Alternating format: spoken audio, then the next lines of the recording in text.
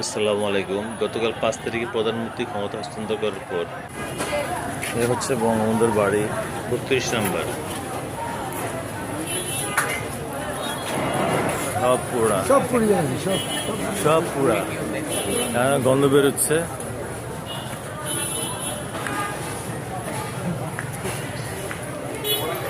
এখন মানুষের লুটপাট করতেছে পরের দিন।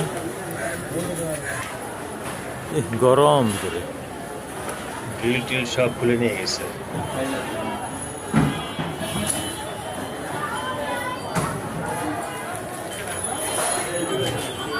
গরম তাপ।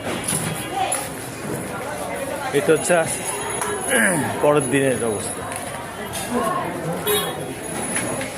প্রতিটা রুমের একই অবস্থা, সব এখনো গরম হয়েছে আগুনের লিলিহান।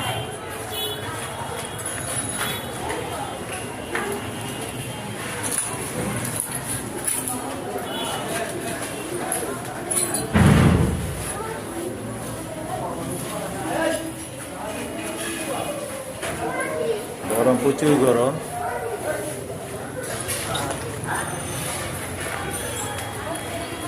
এই অবস্থা, পুরো সব কয়লা হয়ে গেছে।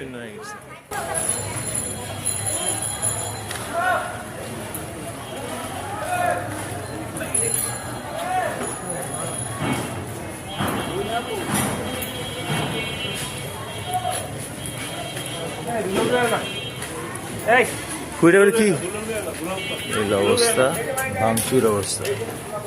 পোড়া, সব পোড়া, সব পোড়া, সব পোড়া। গ্রিলও খুলে নেওয়া হয়ে গেছে, দরজা মধ্যে সব পুড়ে গেছে। সব কত পুড়ে, দেওয়ালের টাইলস গুলো পুড়ে গেছে।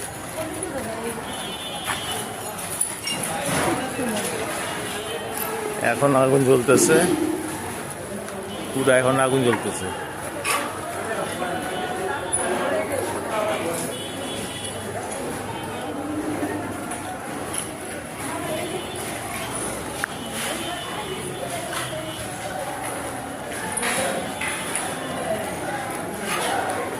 অনেকে বাইর করে নিয়ে যাচ্ছে বঙ্গবন্ধু মিউজিয়ামের ভিতরেই।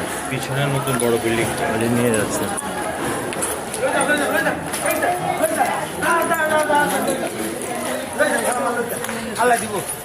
এটা হলো নতুন বিল্ডিং, নতুন বিল্ডিং, মিউজিয়ামের নতুন বিল্ডিং পিছনে। কি অবস্থা, এগুলো পোশাক পোড়া, ভাঙা চুরা সব। ভিতরটা অনেকটা অডিটোরিয়াম।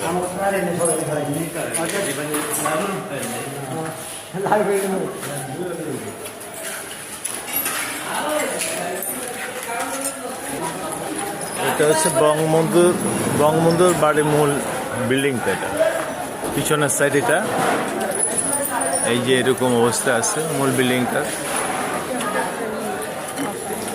সব পুরা, এখনো ধোঁয়া বেরোচ্ছে।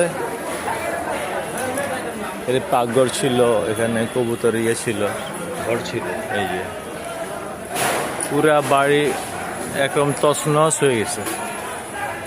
এটা হলো পিছনে, যে পিছনে মিউজিয়ামের নতুন বিল্ডিং, এটা পিছনে। মানুষের দীর্ঘদিনের ক্ষোভের বহিঃপ্রকাশ হলো। আগুন জ্বলছে এখন,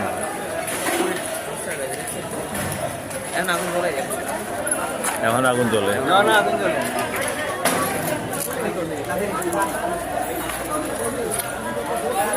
সিলিং ফ্যান পুরো একদম বাঁকা হয়ে গেছে।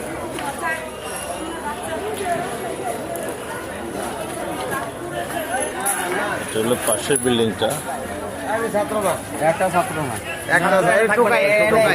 বঙ্গবন্ধুর পাশের বিল্ডিং। প্রত্যেকটা গাড়ি সব পুড়ে দিছে, প্রত্যেকটা গাড়ি পুড়ে দিচ্ছে, এখানে রাখা ছিল।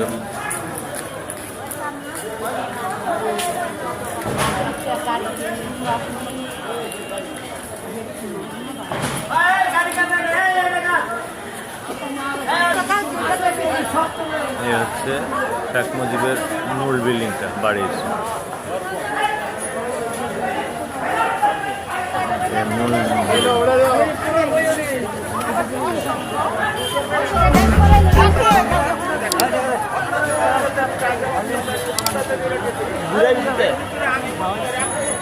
এ হচ্ছে বঙ্গবন্ধুর বাড়ির সামনের দিকটা। এর থেকে বুঝে নিতে হবে ক্ষমতা চিরস্থায়ী, ক্ষমতা সবসময় থাকে না। ধন্যবাদ।